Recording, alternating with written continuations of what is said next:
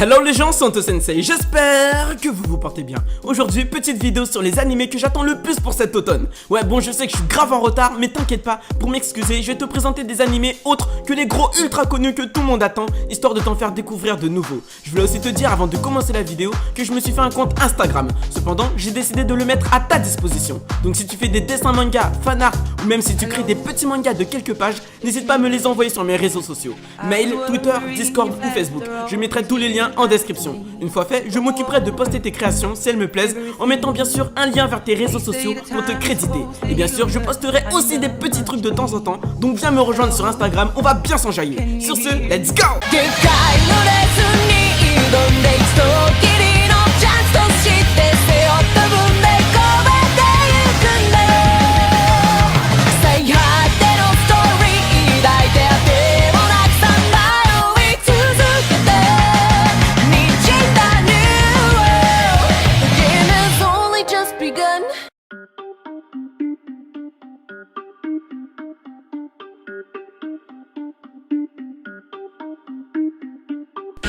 Goblin Slayer. Nous plongerons dans un monde violent dans lequel vivent les gobelins, des créatures vivant en horde sans pitié et ultra perverses. Ces gobelins n'hésiteront pas à s'en prendre aux êtres humains pour les massacrer ou les violer. Nous suivrons ainsi un redoutable épéiste surnommé le Goblin Slayer. Celui-ci a été témoin du massacre de sa famille par une horde de gobelins et depuis voue une haine sans limite à ces derniers. Ainsi, notre Goblin Slayer va se mettre en route dans le but d'éradiquer complètement la race des gobelins. Il va ainsi rejoindre de temps en temps des guildes d'aventuriers pour accomplir les missions liées au massacre de ces créatures diaboliques. Alors j'ai vraiment bien kiffé le synopsis. De plus, si j'ai bien compris, dans le monde de notre héros, les gobelins sont une race de monstres ultra faibles. Du coup, tous les aventuriers négligent les missions concernant leur extermination puisqu'elles ne rapportent quasiment rien en termes d'argent. Cependant, notre héros qui sera accompagné d'une jeune prêtresse sera l'un des seuls avec celle-ci à remarquer la réelle dangerosité de ces gobelins. C'est comme si toi t'avais remarqué que finalement, les ornithorynques étaient des animaux grave dangereux et giga violents et que t'essayais de prévenir ton entourage, mais en vain. Et que du coup, tu décides de dédier ta vie à leur extermination. Bon, j'ai grave abrégé l'explication, mais c'est un peu le délire. Du coup, ça me plaît bien de voir l'évolution de notre héros.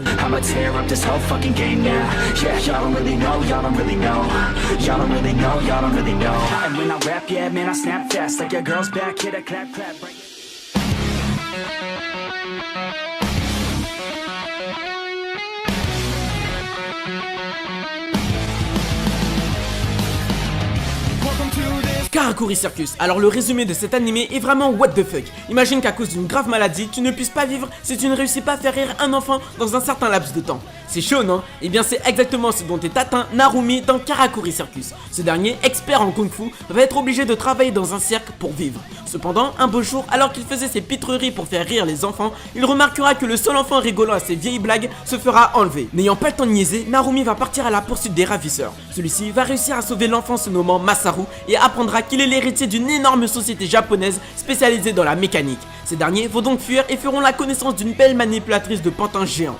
Notre petit groupe va donc se battre contre les différentes menaces voulant s'en prendre à Masaru. Alors le résumé est très chelou et honnêtement ne m'a pas vraiment donné envie de regarder l'animé. Cependant, j'ai grave kiffé les combats que j'ai vus dans le trailer. Ils m'ont énormément fait penser aux combats entre stands dans JoJo's Bizarre Adventure. De plus, les graphismes et l'animation me semblent plus que corrects. Donc malgré le fait que la maladie de notre héros est à mes yeux inutile et juste faite pour créer des scènes humoristiques et que le scénario n'est pas ouf, je pense que je donnerai une petite chance à cet animé. Et puis bizarrement, j'ai l'impression que cet animé va énormément m'étonner. Donc à voir.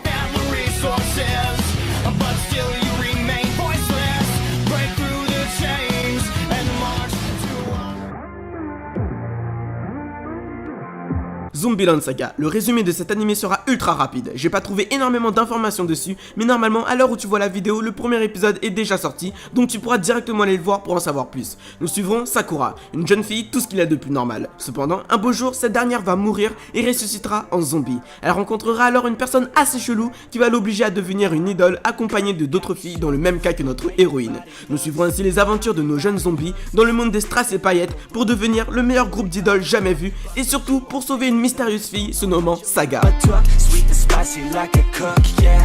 I'll keep it real, let's make a deal. Buy you a meal if you just let me feel. Get out your heels, grab on the wheel. Back to my place at the top of the hill. Don't have regrets, I know what's next. She need a fresh, I'll be back in a sec. Look at them legs, don't make me beg. Back to the girl in my class, oh look at us in there. there, messing with her hair like she don't care. She's a real rock chick with the red lipstick and the lighters in her tights with the crazy look in her eyes. Hirodoku Sekai no Ashitakara. Cette fois, imagine que tu ne puisses pas voir les couleurs et que pour traiter ton problème, ta grand-mère t'envoie dans le plus grand des calmes dans le passé sans te demander ton avis. Comment tu le prendrais? C'est exactement ce qu'il se passera avec Hitomi, une jeune lycéenne de 17 ans qui, sans savoir pourquoi, a perdu sa possibilité de voir les couleurs. Cette fille, sans émotion, va être propulsée dans le passé par sa grand-mère sans aucune explication. Nous la suivrons ainsi dans ses aventures dans ce monde ancien mais à la fois nouveau pour elle. Je t'avoue que ce qui m'a attiré dans cet animé, c'est les graphismes qui m'ont l'air vraiment magnifiques à regarder. L'histoire me semble assez basique, bien qu'originale dans un sens.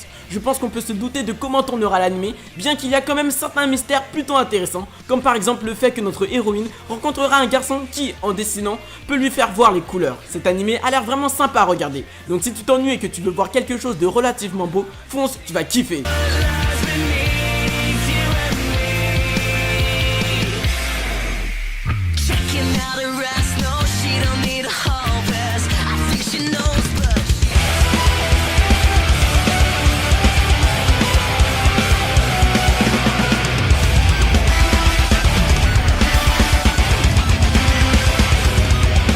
Inomaru Sumo. L'histoire nous entraînera dans la vie d'Inomaru, un petit jeune homme arrivant au lycée Odashi. Celui-ci a un rêve, devenir le Yokozuna, ou en d'autres termes, le grade que l'on remet au sumo le plus puissant du monde. Arrivé dans son lycée, connu pour être le lycée le plus faible de tous les lycées comprenant un club de sumotori, celui-ci va y rentrer et débutera alors son ascension dans un monde où les petits ne sont pas acceptés. Alors cet animé selon moi est digne de rentrer dans la cour des animés de sport populaires. Les graphismes ont l'air pas mal, pareil pour l'animation, les seiyuu et les OST que j'ai pu entendre dans le trailer. Concernant le scénario, c'est le scénario de base des animés de sport. J'avais bien envie de me relancer dans un bon vieux shonen de sport de combat, donc celui-ci va énormément m'intéresser. Je suis pas fan des combats de sumo, mais entre nous les gens, on va pas se mentir, les japonais sont des génies pour nous faire aimer des sports qu'on connaît pas forcément bien. Donc je suis sûr qu'ils vont nous enjailler avec cet animé, donc foncez.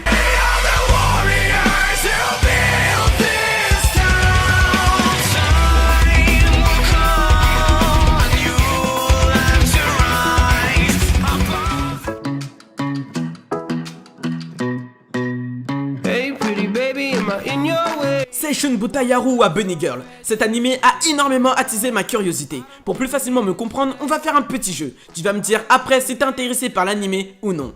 Ferme les yeux et imagine que tu rencontres une fille qui t'avoue avoir un problème. Un tout petit problème, rien de bien ouf, hein.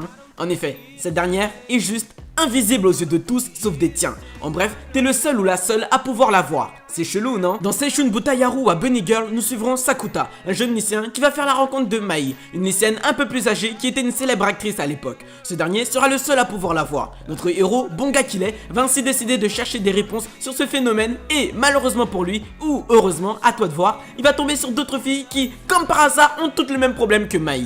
Celui-ci, ainsi accompagné de son harem de filles invisibles, va donc tenter de trouver un moyen pour les sauver. Alors cet animé m'attire énormément et crois-moi qu'à sa sortie, je vais le fumer comme jamais. Cependant, j'ai giga peur d'un truc. J'ai juste pas envie qu'on nous dise que finalement, les filles sont mortes et que Sakuta a la capacité de voir les fantômes de personnes qui n'ont pas réussi à partir de l'autre côté et qu'ils servent finalement d'aide pour leur permettre d'accomplir des choses dans ce monde afin qu'elles puissent partir tranquillement. Si l'animé se tourne vers un scénario de ce style, je vais le drop comme jamais et passer à autre chose. Parce que c'est clairement la réponse la plus logique qui te vient à l'esprit lorsque t'entends ce genre de synopsis. Et j'en ai bouffé comme jamais des séries ou animés de ce style. Donc à un moment, je trouve ça assez chiant et très redondant. Par contre, s'il y a une autre raison et qu'elle est originale, je pense que cet animé rentrera facilement dans mon top 10 de mes meilleures nouvelles licences de cette saison. J'adore les animés où on rajoute 2-3 phénomènes surnaturels dans un monde normal. Je kiffe ce genre de concept.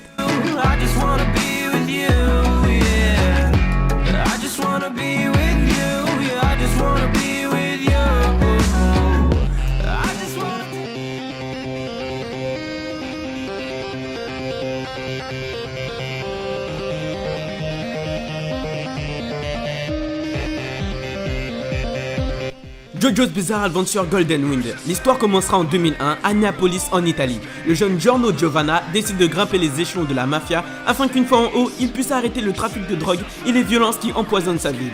En effet, celui-ci a rencontré dans son enfance un honorable gangster qui protégeait son quartier et qui l'a pris sous son aile. Afin de devenir comme lui, notre petit Giorno va se lancer dans cette dangereuse aventure. Franchement, j'ai pas d'argument à part vous dire que c'est du JoJo's Bizarre Adventure.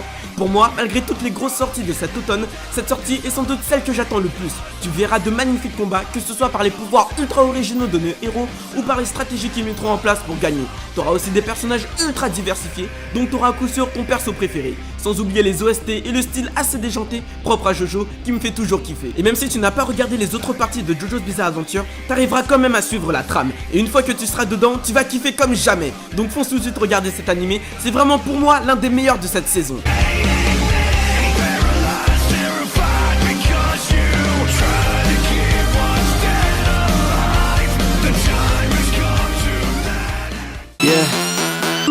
Et voilà, le petit top est fini. N'hésite pas à t'abonner, à exterminer, à faire du mal à la barre de pouces bleus. Je veux l'entendre chialer comme jamais. Concernant les sorties ultra attendues de cet automne, si tu les as oubliées, je te fais un petit récapitulatif. On aura donc du Sword Art Online Alicization, une nouvelle saison de Toko Ghoul Re, la dernière saison de notre petit Fairy Tail, une saison de Toharu Majutsu no Index et la petite pépite française que je vais suivre de très près, Radiant. Sur ce, n'hésite pas à mettre un pouce bleu, je te dis tchuss et à la prochaine. Ooh, yeah, I came in with a saw. Ooh, bitch, I flare it.